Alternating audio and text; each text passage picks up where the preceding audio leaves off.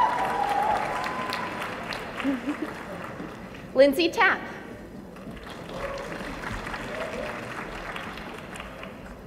Mara Tavanello. Kristen Tremolis.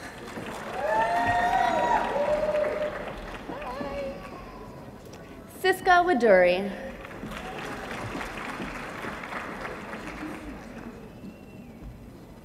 Xian Yang. Yiwen Zhao. Qi Shu.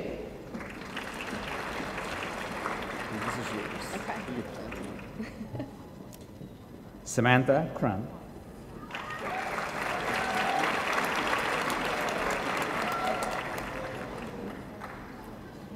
Peter Johnston.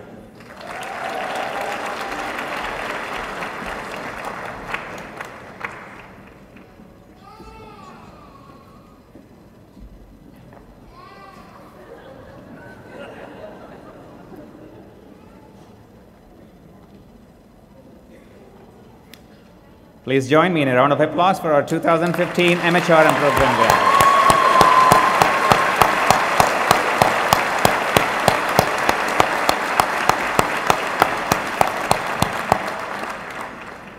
And finally, the Specialized Master's Degree Program in Finance. Presenting the graduating class are Chenshi Amy Lay and Kelly Parnell.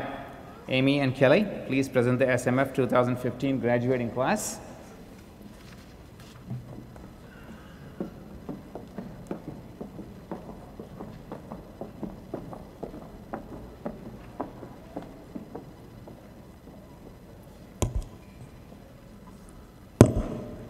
Alec Nisham.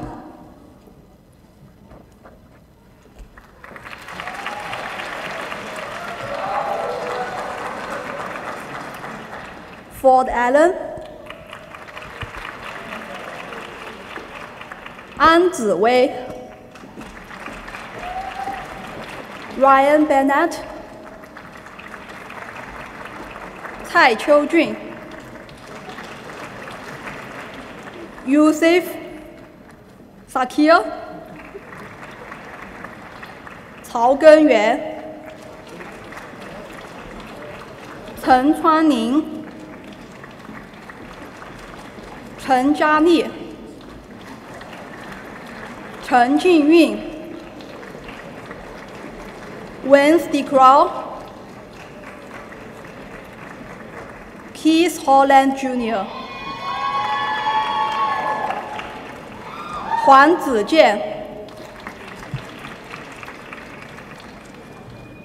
Pranav Keller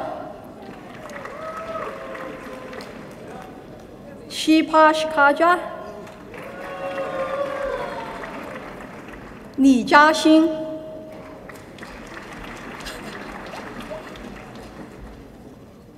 Yi Li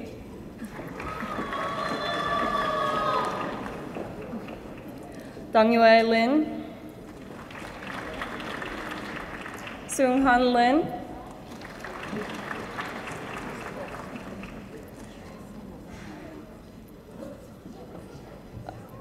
Melody Liu, Navia Mandina, Wega Mo,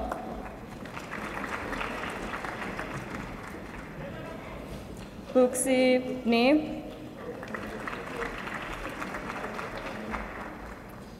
Yuki Ren,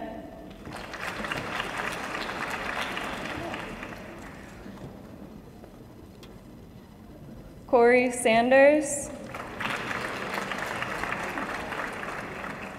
James Sirakman, Abraham Smith,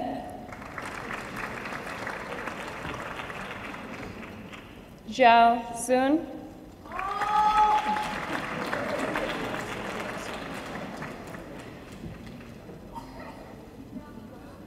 Dongyue Wang,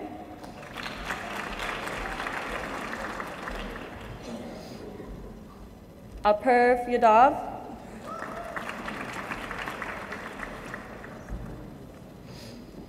Binwei Yang,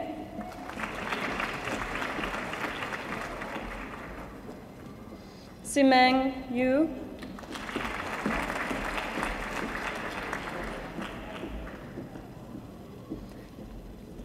Chen Zhang,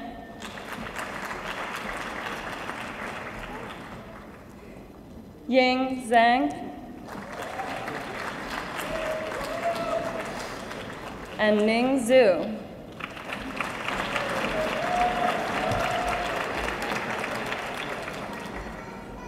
Chen-Shi Amy Lei,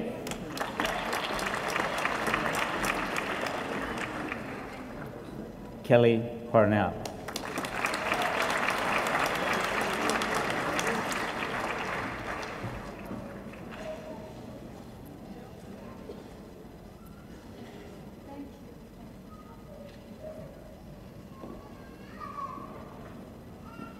A round of applause for our students recognized today.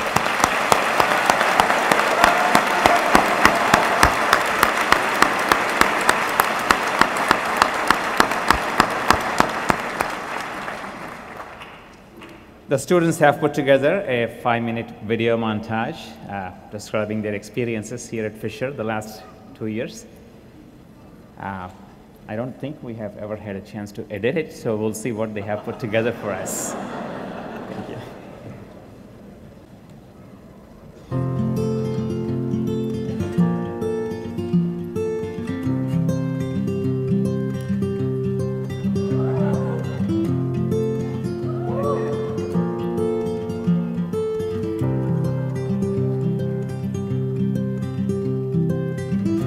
Won't you come see about me? I'll be alone, dancing, you know it, baby. Tell me your troubles and doubts. Give me everything, inside and out.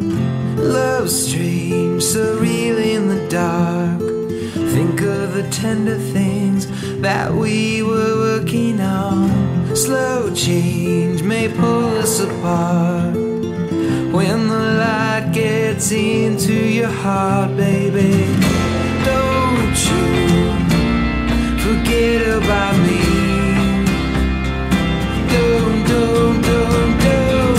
Don't you forget about me. Will you stand above me? Look my way, never ever love me. Rain keeps falling down, down, down.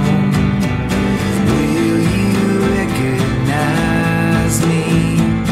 Call my name or walk on by. Rain keeps falling down, down, down, down. Hey, hey, hey, hey.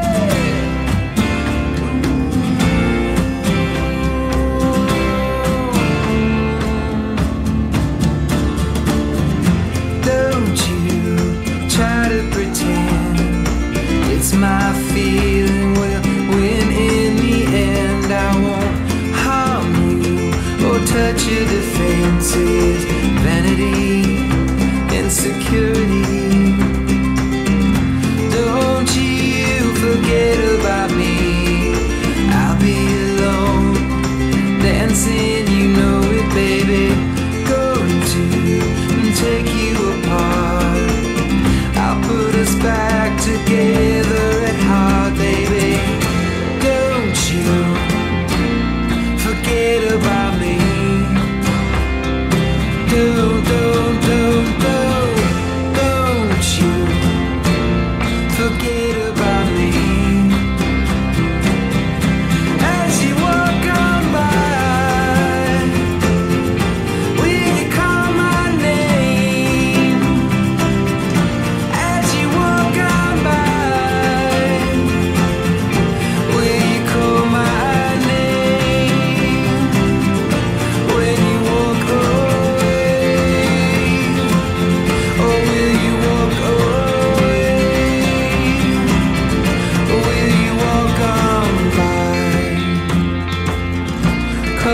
Come call my name. Will you call my name? I say la la la la la la la la